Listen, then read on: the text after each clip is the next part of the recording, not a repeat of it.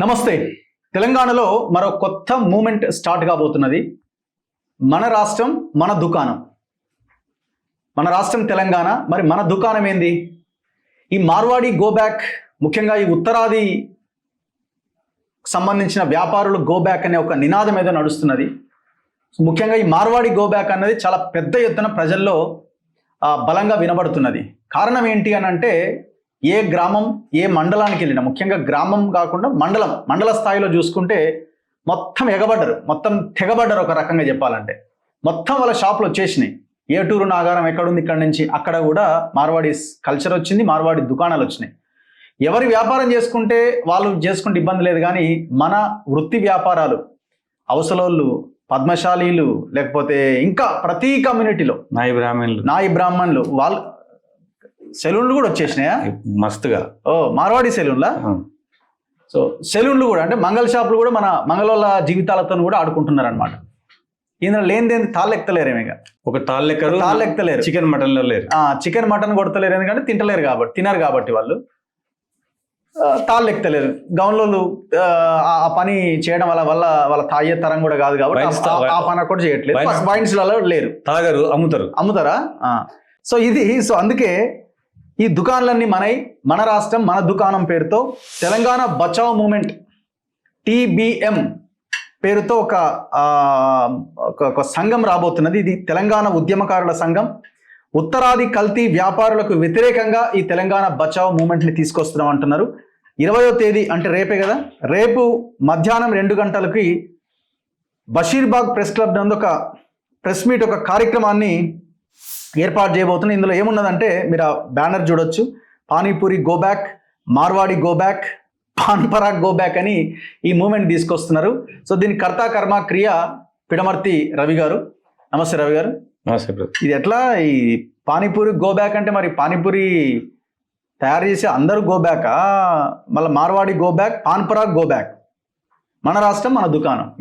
అసలు ఏంది ఉద్దేశం ఏంటి? ఎందుకు ఈ లైన్ మీరు తీసుకున్నారు? మీరు ఒక పొలిటికల్ లీడర్ కదా, కాంగ్రెస్ పార్టీలో ఉన్నారు కదా, మరి మీరు కాంగ్రెస్ పార్టీ లైన్కి ఈ లైన్కి ఏమన్నా సింక్ అవుతున్నదా?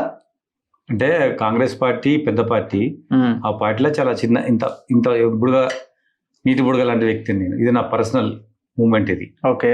సో అయితే 1969లో ముచ్చెర్ల సత్యనారాయణ గారు ఇడ్లీ సాంబార్ గో బ్యాక్ ఉద్యమానికి ఆయన కనున్నారు.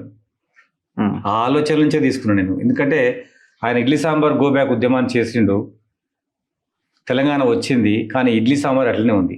పానీపూరి గో బ్యాక్ అంటే సింబాలిక్ ఏంటంటే ఆ రాష్ట్ర పూలు దాన్ని తింటారు వాళ్ళు అని అర్థం. అంతవరకే తప్ప పేదలైనటువంటి ఆ పానీపూరి చేసుకొని జీవించే కార్మికులను ఉద్దేశించి కాదు. ఓకే. పాన్ పరాగ్ ఆ రాష్ట్రం వాళ్ళు తింటారు, దాని ద్వారా క్యాన్సర్ వస్తుంది, ఇది అందరికి తెలిసిన విషయం. అది వెళ్ళాల్సిందే. మార్వాడి గో బ్యాక్ అంటే ఉత్తరాది రాష్ట్రాల నుంచి మెవార్ ప్రాంతం నుంచి వచ్చినటువంటి వ్యాపార సామ్రాజ్యాన్ని విస్తరించుకున్నటువంటి వాళ్ళందరూ కలిసి వాళ్ళని మార్వాడి అంటారు. 18-20 కులాలు ఉంటాయి అందులో. సో వాళ్ళని ఉద్దేశించి పెట్టింది గో బ్యాక్. ఇప్పుడు అంత అవసరమే ఉంది. తెలంగాణ బచావ్ మూమెంట్ అని పెట్టారు. తెలంగాణ రాష్ట్రం వచ్చింది కదా, మనం తెలంగాణలోనే ఉన్నాం కదా, 12 ఏళ్ళ ఆల్మోస్ట్ తెలంగాణ రాష్ట్రంలో మనం ఉన్నాం కదా. మళ్ళీ బచావ్ ఏంటి? మళ్ళీ బచావ్ నేను రాజకీయంగా ఖాళీగా ఉన్నా కాబట్టి నేను అంటాను అనుకోండి. మరి ప్రజలందరూ ఎందుకు అంటారు? ఇది నివురుగప్పిన నిప్పులాగా ఉన్నది. అవును. దీనికి ఎవరు పిల్లి మెడలో గంటలు కడతారా అని వెయిట్ చేసిండ్రు. దాన్ని మేము ప్రారంభించినాం, ప్రజలు అందుకున్నారు. ఇవాళ పొద్దున రామాదగూరు బంద్ అయింది, ఎల్బీనగర్లో ర్యాలీ చేసిండ్రు, ఆమనగల్లో కొల్లాపూర్లో బంద్కు పిలిపించిండ్రు. ఇప్పుడు సదాశివ నగర్ అని కామారెడ్డిలో గొడవ జరుగుతుంది, సంగారెడ్డి దగ్గర. సో చూడండి, మేము ఇంతవరకు సంఘం ప్రకటన చేయలేదు, వేరే ఊరికే పోలేదు, ప్రజలు అందుకున్నారు కదా నినాదాన్ని. ప్రజల చేతులకు వెళ్తుంది ఉద్యమము, వాళ్ళే దీన్ని ఎండ్ చేస్తారు. మన రాష్ట్రం మన దుకాణం అంటే మన తెలంగాణలో మన వాళ్ళు పెట్టుకున్న దుకాణాలు, అది కిరాణా దుకాణం కావచ్చు, మంగళ షాప్ కావచ్చు, డ్రై క్లీనింగ్ షాప్ కావచ్చు, మటన్ షాప్ కావచ్చు, ఎలక్ట్రికల్ షాప్ కావచ్చు, మార్బుల్ షాప్ కావచ్చు, స్వీట్ కావచ్చు, బంగారం కావచ్చు, మన దుకాణంలో మన రాష్ట్రంలో ఉన్న మన దుకాణం, మనతో పుట్టి జీవించి షాపులు పెట్టి బతుకుతున్న వాళ్ళని గురించి ఆలోచించి వాళ్ళ దగ్గర కొనమని మా ఉద్దేశం. మన దుకాణం ఉంది, మన రాష్ట్రంలో మన దుకాణం ఉంది అని అర్థం, కొనుక్కోండి. సో దీన్ని ఒక సంఘంగా మీరు ముందుకు తీసుకెళ్ళబోతున్నారా? అంటే ఇప్పుడు కొంతమందికి ఆల్రెడీ సంఘాలు ఉన్న వాళ్ళు మాట్లాడుతున్నారు. నాకు సంఘం లేదు. మేము ఏప్రిల్లో వర్గీకరణ 12% నుంచి అడిగినాము, 9% ఇచ్చిండ్రు. సో ఏప్రిల్ నుంచి మేము ఈ ఉద్యమాన్ని చాలా చిన్నగా డిస్కషన్లో పెట్టినాం. సో అన్ఫార్చునేట్ గా ఉద్యమం రూపు మలుపు జరిగింది. సంఘాన్ని నేను 1వ తారీఖే ఈ సంఘం పెట్టాలని డిసైడ్ అయినా, 20వ తారీఖు దానికి సంఘాన్ని అనౌన్స్ చేయాలని కూడా డిసైడ్ అయినాం. సో రేపు ఆ సమయం వచ్చింది. ఓకే. సో రేపు ఏంటి ప్రోగ్రామ్ ఏంటి? రేపు ఓన్లీ సంఘం ప్రకటన ఉంటుంది. ఓకే. అంతే. సో ప్రకటనతో మీరు కార్యాచరణ రూపొందించుకుంటాం. కార్యాచరణలు ఏముంటాయి? గో బ్యాక్ అంటే వెలగొట్టడం అంటే గో బ్యాక్ ఎట్లా అంటే ఇప్పుడు మేము ఒకరేమో కల్చర్ గో బ్యాక్, మీరు వచ్చి వ్యాపారాలు చేసుకుంటే ఇబ్బంది లేదంటారు. వ్యాపారాలు చేసుకోవడం అంటే మీరు బిజినెస్ పెట్టి షాపులు పెట్టి నడుపుకోవడమే కదా, మరి అదే ఇబ్బంది అవుతుంది కదా. అంటే గో బ్యాక్ అన్న దానికి మీనింగ్ ఏంది? కొత్తగా షాప్ పెట్టొద్దు. ఓకే. మా డిమాండ్ అది, మీరు కొత్తగా షాప్ పెట్టొద్దు. ఎందుకంటే స్థానికంగా మేము 80% 90% ఉండాలి. అది రాజ్యాంగం చెప్తుంది, కార్మిక చట్టాలు చెప్తున్నాయి. మాకన్నా ఎక్కువ మీరు షాపులు ఉండడానికి వీల్లేదు. మీరు షాపులు పెడితే అందులో ఖచ్చితంగా 90% ఉద్యోగాలు స్థానిక యువతకు ఇవ్వాలి. ఓకే. ఎవరు స్థానికంగా వ్యాపారం చేయాలన్నది దాన్ని ఒక చట్టం చేయాలి, రాష్ట్ర ప్రభుత్వం చట్టం చేయాలి. లేని పక్షంలో ఈ గొడవలు అవుతా ఉంటాయి. ఓకే.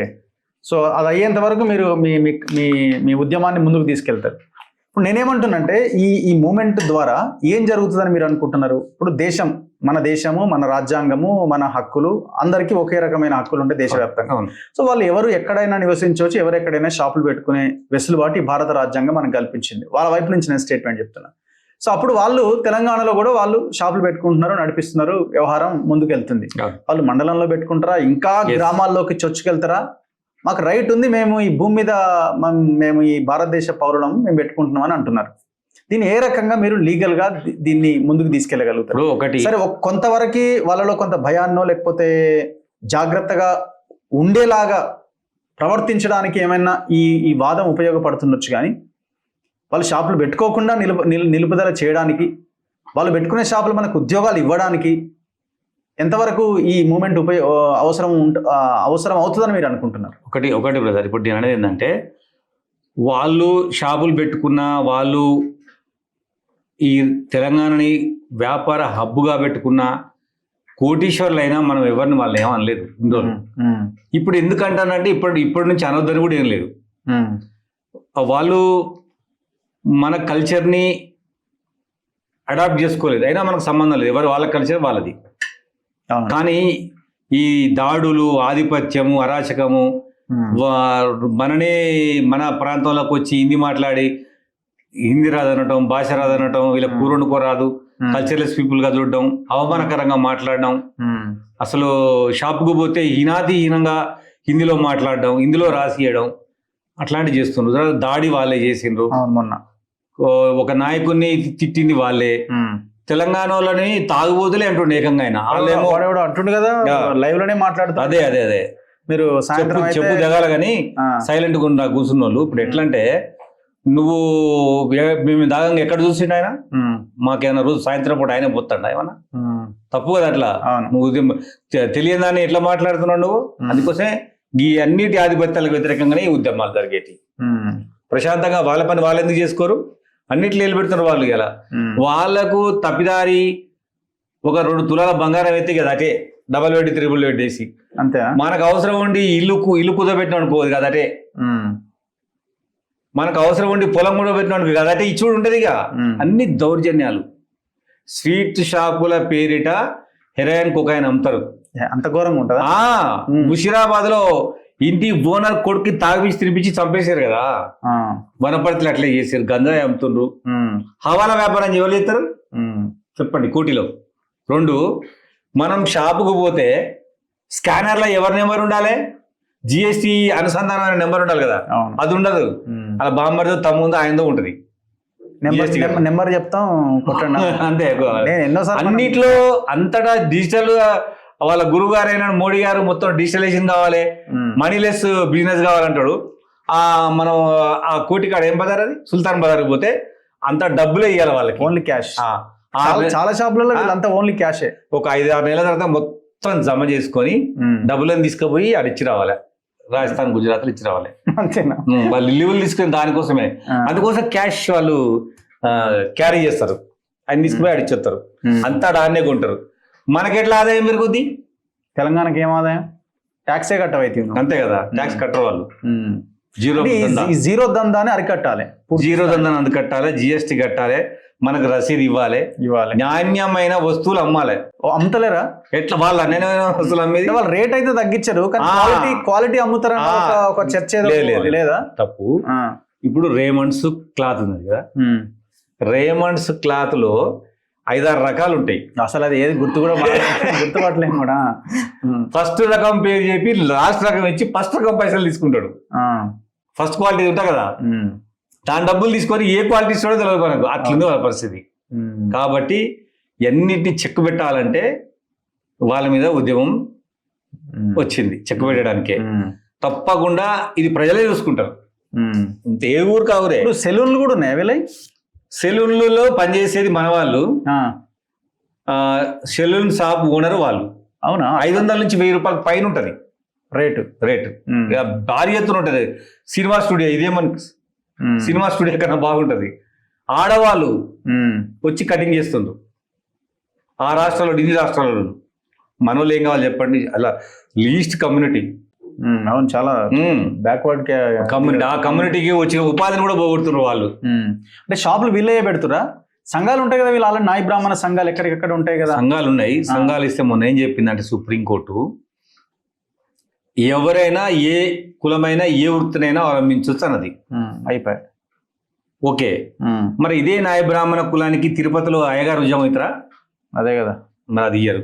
మళ్ళీ సుప్రీంకోర్టు ఒక పెద్ద రూలింగ్ ఇచ్చేసింది, వీళ్ళ వృత్తి లేదు. ఆ నాయ బ్రాహ్మణులే వాళ్ళు కూడా వాళ్ళకి అది ఇయ్య. మన యాదగిరి గుట్టల, శ్రీశైలంలా, తిరుపతిలో ఇస్తే అటపైన బతుకుతున్నారు. అట్లా హైదరాబాద్ లోనే సెలూన్లు ఉన్నాయి వాళ్ళు చాలా బీభత్సంగా పనిచేసేదేమో మన నాయ బ్రాహ్మణులు. వాళ్ళ కింద జావేద్ హబీబ్ ఏం చెప్పండి, 1000 రూపాయలు పైనే ఉంటది. అవును, అది వాళ్ళదేనా? నథింగ్ అంతే వాళ్ళే. ఓకే. సో ఇంకా లేని బిజినెస్ ఏమున్నాయి ఇంకా వీళ్ళే? రెండే, మటన్ చికెన్, తాళ్ళెక్కుడు. ఈ రెండే చేయలేదు వాళ్ళు. అన్ని 98 దాంట్లో ఉండరు వాళ్ళు. అది ఎందుకంటే చికెన్ వాసన వస్తుంది కాబట్టి. చికెన్ వాళ్ళు వెజిటేరియన్స్ కదా, మేజర్ వెజిటేరియన్స్ కదా. అవును. సో దాని జోలికి పోరేమో.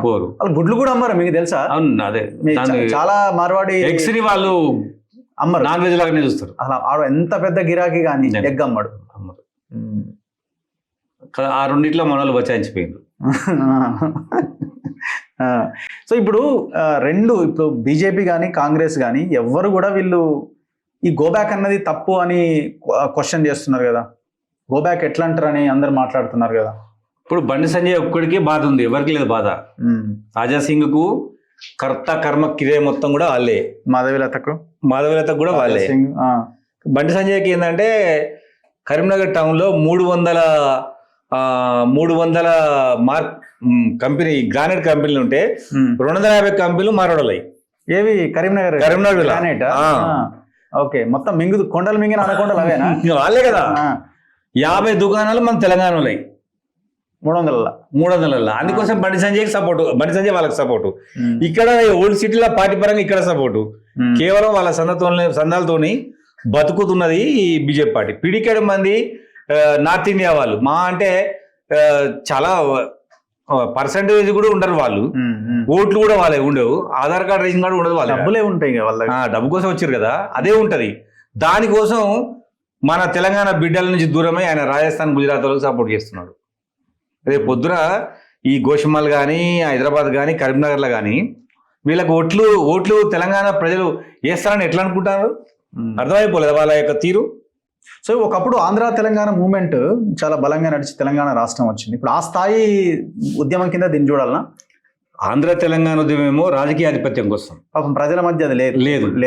ఇప్పుడు మనము ఎందుకు ఆంధ్రోళన ఇంకా అంటే మనము ఇచ్చిపుచ్చుకునే సంబంధాలు కూడా మనకి. అవును, రీసెంట్ గా మన ముఖ్యమంత్రి రేవంత్ రెడ్డి గారు కూడా వాళ్ళ అమ్మాయిని ఆంధ్ర అబ్బాయికి ఇచ్చిండు. మనకు అవి ఉన్నాయి సంబంధాలు, వాళ్ళతో మనకు చాలా పొత్తులు ఉన్నాయి వాళ్ళకు, బార్డర్ కాబట్టి బాగా సంబంధాలు మనం ఇచ్చిలో పుచ్చుకుంటాం. వీళ్ళకు మనకు అసలు ఏం సంబంధం లేదు కదా. అలా మనతో మాట్లాడారు, కల్చరు కాదు, మన సమాజంతో కలవరు వాళ్ళు. అసలు ఇక్కడ మాట్లాడరు మనతో. వాళ్ళు పురుగులాగా చూస్తారు. షాప్ల కాడికి పోతే హిందీలో మాట్లాడి పురుగులాగా చూస్తారు, మన తెలుగులో మాట్లాడితే నవ్వుతారు. ఇవన్నీ ఉన్నాయి కదా. ఇప్పుడు మనం ఢిల్లీ పోతే మనమే మాట్లాడాలి హిందీ, వాళ్ళు వస్తే మనమే మాట్లాడాలి హిందీ. జాతీయ భాష అంటూ హిందీని రుద్దే ప్రయత్నం చేస్తారు. 4 రాష్ట్రాలు మాట్లాడతారు హిందీ. అన్ని రాష్ట్రాల వాళ్ళ సొంత భాష మాట్లాడుకుంటారు. రాష్ట్రం భాష రాష్ట్రం అంతే ఉంది. మధ్యప్రదేశ్, ఛత్తీస్గఢ్, ఒక 4-5 రాష్ట్రాల సెంటర్లో, ఢిల్లీ చుట్టూ అంతే. ఇంకెక్కడ మాట్లాడు 4 రాష్ట్రాలు, ఢిల్లీ. దానికి జాతీయ భాష అందరు నేర్చుకోవాలని మన మీద రుతారు. జాతీయ భాషలు అంటే ఏం లేవు నాకు తెలిసి. చట్టం చేసారు మన మీద. మీది ఖమ్మం కదా, మీ దగ్గర కూడా వచ్చిరా? ఉన్నారా? ఖమ్మం కాదు, ఎక్కడికైతే ట్రైన్ పోదో, ఎక్కడికైతే బస్సు పోదో, ఎక్కడికైతే బయలుగాడి అంటే ఎద్దుల బండి పోదో అక్కడికి మార్వాడైన పోతారు. మేజర్ గ్రామ పంచాయతీలు ఉంటాయి చూసినావా, టౌన్స్ కాకుండా, పెద్ద ఊర్లు కాకుండా. ఇప్పుడు మేజర్ గ్రామ పంచాయతీలు అంటే 3,000 నుంచి 5,000 జనాభా ఉంటుంది. ఆ ఊర్లో కూడా అలా బండి ఉంటుంది. పానీపూరి, బొంబాయి మిఠాయి, రాజస్థాన్ టీ అని తిరుగుతూ ఉంటాడు. అయితే వీళ్ళది ఒకటి విచిత్రమైనటువంటి సైకాలజీ వాళ్ళది. వాళ్ళు ఒక నెట్వర్క్ తిరుగుతూ ఉంటుంది వాళ్ళది. ఇప్పుడు మనకు ఒకతను ఒక డబ్బా పెట్టుకొని అందులో అబ్నార్మల్ ఆవు ఉంటుంది ఒకటి, అంటే ఇక్కడ నుంచి కొమ్ము వస్తుంది, ఇక్కడ నుంచి. ఆయన ఏం చేస్తాడంటే దాన్ని వేసుకొని మొత్తం తిరుగుతాడు. అవునా? తిరిగి ఊర్లను ఐడెంటిఫై చేసి వీళ్ళని పంపుతాడు. ఇట్లా ఉంటుందా? అంతా ఒకటే కదా, వాళ్ళ నెట్వర్క్ కదా వాళ్ళది. ఆయన దిగుతాడు అక్కడ. ఒకవేళ మన ఊర్లో వెంచర్ అయితే లాస్ట్ కు పోయి ఇల్లు కట్టుకొని కూర్చుంటాడు వెనకాల. ఎన్నో లాస్ట్ లా అన్ని ఇల్లు ఆడికి వచ్చేస్తాయి. సరే, అదంతా వాళ్ళ తెలివి. మనం దాని గురించి మాట్లాడట్లేం. ఈ ఆధిపత్యాలే వద్దు, సామరస్యంగా బతకండి. కొత్త షాప్ మాత్రం పెట్టదు తెలంగాణలో. జీడిపి ఎక్కడో ఉంటుంది వాళ్ళ వల్ల, తెలంగాణకు జీడిపి రేట్ పెరుగుతుందని మొన్న బండి సంజయ్ అంటుండేగా. వీళ్ళు ఇక్కడ కొంటే కదా జీడిపి, వాళ్ళు తీసుకుపోయి అక్కడ కొంటే మనకేం జీడిపి. బండి సంజయ్ గారికి సరిగ్గా సమాజం మీద అవగాహన లేదు. ఆయన ఆరోపణ ఏంటిది, మటన్ షాపులు కటికోలు కొట్టాలంటారు. కటికోలు అనేది వాళ్ళు ఎవరంటే హిందువులు కదా. హిందూ సమాజంలో ఉన్నటువంటి నాన్ వెజిటేరియన్ తినే వాళ్ళకు మాంసం కొట్టేది కటిక వాళ్ళు. మరి ముస్లిం సమాజం ఎవరు కొట్టాలి? మన మూడు రాజ్యాలు మనవి. హైదరాబాద్లో ముస్లిం రాజ్యం, హైదరాబాద్ కాకుండా మిగతా హిందూ సమాజం మందంతా, హైదరాబాద్ కాకుండా. ఇక్కడ నుంచి గిరిజనులు, ఆదివాసీలు వాళ్ళొక సమాజం. ఇక్కడ 3 సమాజాలకు 3 రకాల వాళ్ళు ఉంటారు. అటుగుర కొట్టేవాళ్ళు, మంగళ పని చేసేవాళ్ళు, సాగల పని చేసేవాళ్ళు, డప్పు కొట్టేవాళ్ళు, చెప్పులు కుట్టించేవాళ్ళు, ముస్లిం దాంట్లో కూడా ఉంటారు. ఈ పని మొత్తం వాళ్ళు చేస్తారు. ఈ పనిని హిందూ సమాజంలో మాదిగలు, మంగలి, చాకలి, కమ్మరి, కుమ్మరి, బట్టల షాపు, పద్మశాలి వీళ్ళు చేస్తారు. మరి ఇదే పనిని వీళ్ళకి ఎవరు చేస్తారు? లంబాడీస్ లో కూడా ఈ 5 పనులు చేసే వాళ్ళు ఉన్నారు. బంగారం పని చేస్తారు లంబాడీస్, తెలుసా? ఓకే. డప్పు కొడతారు, పెళ్ళిళ్ళు చేస్తారు. ఈ వ్యవస్థ వాళ్ళకు ఉంది. ఆయనకు అర్థం కాక బండి సంజయ్కి మాంసం కొట్టాలి కటికోలు అంటాడు. ఆయన తెలుస్తుంది ఇదంతా.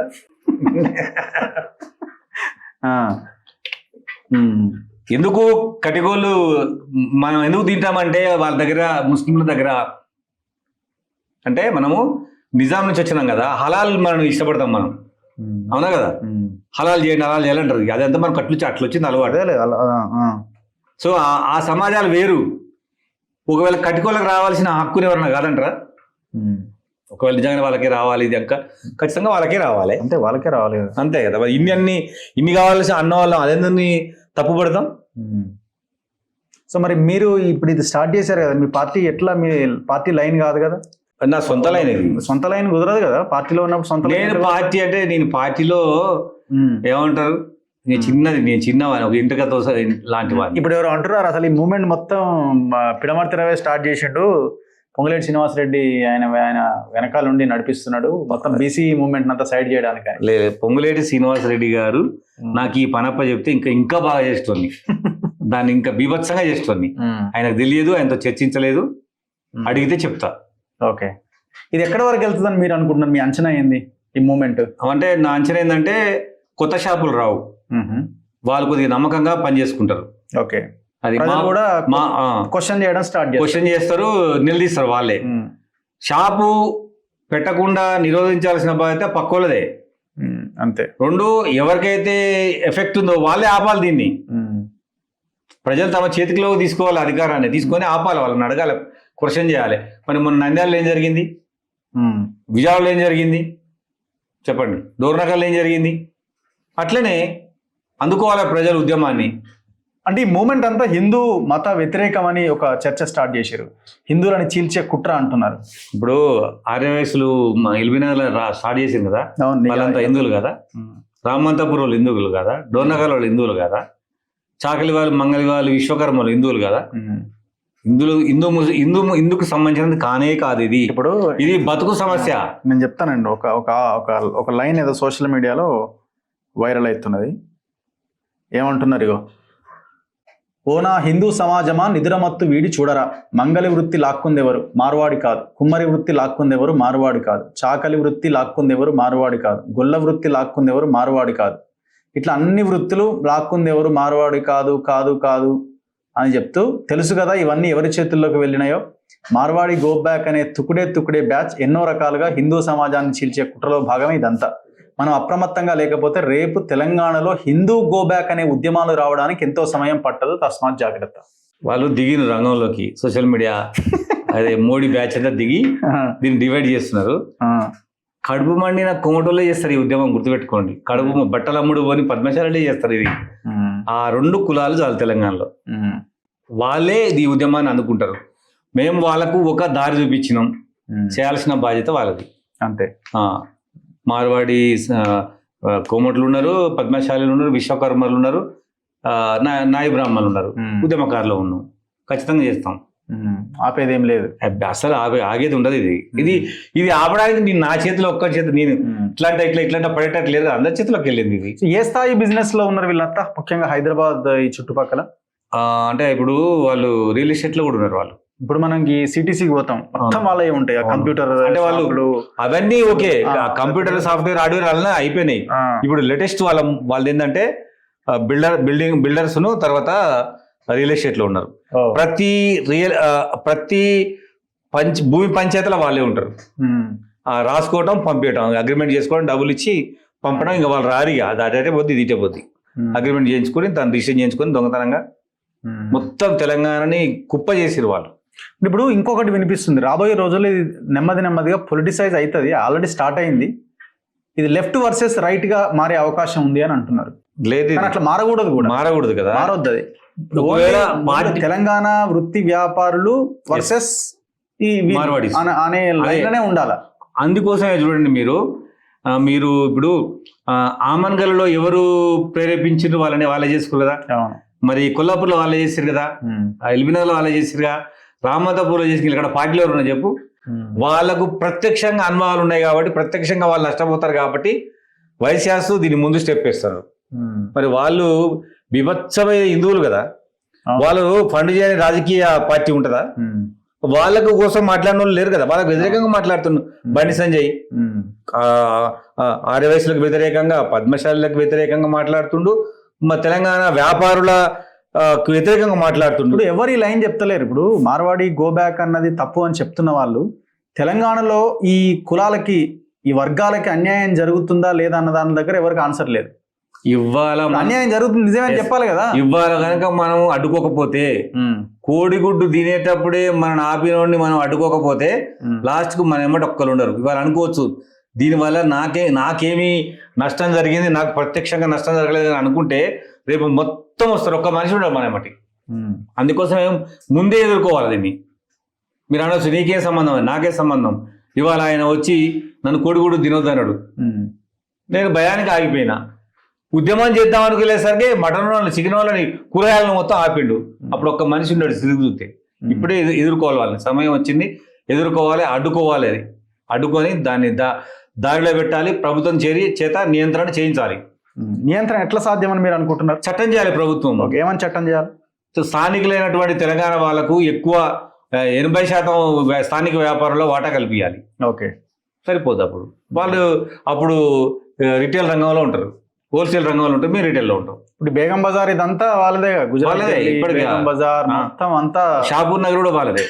హైదరాబాద్ లో అక్కడ క్యాస్ట్, మహేశ్వరి ఒక క్యాస్ట్, జైన్స్ ఒక కేలి, సింధి ఒక కేలి, అగర్వాల్ కేలి మొత్తం ఆక్రమించేస్తాం వాళ్ళే. వాళ్ళు ఒక బిల్డింగ్ కట్టిరు అనుకోండి, ఇంకో కులానికి వాళ్ళు ఇవ్వరు, అలా రానియరు కమ్యూనిటీలకు, రానియరు. వాళ్ళే కట్టుకుంటారు, వాళ్ళే అమ్ముకుంటారు, వాళ్ళే ఉంటారు. అంతే. ఇంత వివక్షత చూపించినప్పుడు మరి మనం అడగమా? ఖచ్చితంగా అడుగుతాం కదా. తెలంగాణ ఎప్పుడు ప్రశ్నించే సమాజం, ఎప్పుడు ఉద్యమం జరుగుతుంది ఇక్కడ, అంతే. అన్యాయాలకు వ్యతిరేకంగా, ఆధిపత్యాలకు వ్యతిరేకంగా. ఇది ఈ మధ్య ఎక్కువైందా, గతంలో ఉన్నదేనా ఇప్పుడు? న్యూరుగా నిప్పు అక్కడక్కడక్కడ మాట్లాడుతూనే ఉన్నారు అందరూ. కానీ ఈ తెలంగాణ వచ్చినాక విస్తృతంగా పెరిగినట్టుంది కదా. చాలా పెరిగింది, అది బాగా ఎక్కువైపోయింది అన్నమాట. అయిపోయింది, ఎక్కువైపోయింది, ధనం ఎక్కువైపోయింది, దాడులేని. అదే ఇప్పటికి కూడా చూడండి, వాళ్ళే కొట్టిండ్రు, వాళ్ళే తిట్టిండ్రు, వాళ్ళే అవమానిస్తున్నారు. కానీ తెలంగాణలో ఎవరు కూడా ఎక్కువ తక్కువ మాట్లాడతలేరు. లైవ్ లోనే తాగుబోతులు అంటుండు. ఎవడు వాడు తెలియదు. అట్లా అవమానించొద్దు కదా. అవును, చూద్దాం. All the best. Thank you అన్న. ఇది పిడమర్తి రవి గారితో స్పెషల్ ఇంటర్వ్యూ. వాళ్ళు రేపు బషీర్బాగ్ ప్రెస్ క్లబ్లో దీనికి సంబంధించిన ప్రకటన చేయబోతున్నారు. మన రాష్ట్రం మన దుకాణం అన్న పేరుతో తెలంగాణ బచావో మూమెంట్ని ప్రారంభించబోతున్నారు. చూద్దాం రాబోయే రోజుల్లో ఈ అంశం మీద ప్రజలు కూడా క్లారిటీగా మన దుకాణాలు, మన వ్యాపారాలు, మన ప్రజలు, మన రాష్ట్రం, మనం అని ఒక యూనిటీగా ఎంతవరకు ఉండేలాగా ఈ మూమెంట్ ముందుకు తీసుకెళ్తారో చూడాలి. చూస్తూనే ఉండండి మన తెలుగు.